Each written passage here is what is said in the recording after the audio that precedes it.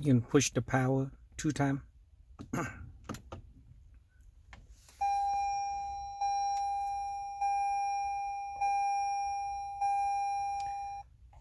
you can do is you can push back. This can pop up, and you can push up or down whatever you want to select the setting. You want to go to this one.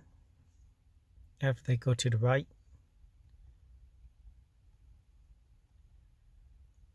then you can hold the button down, enter, hold it down. You can go down, push enter, go up, push enter.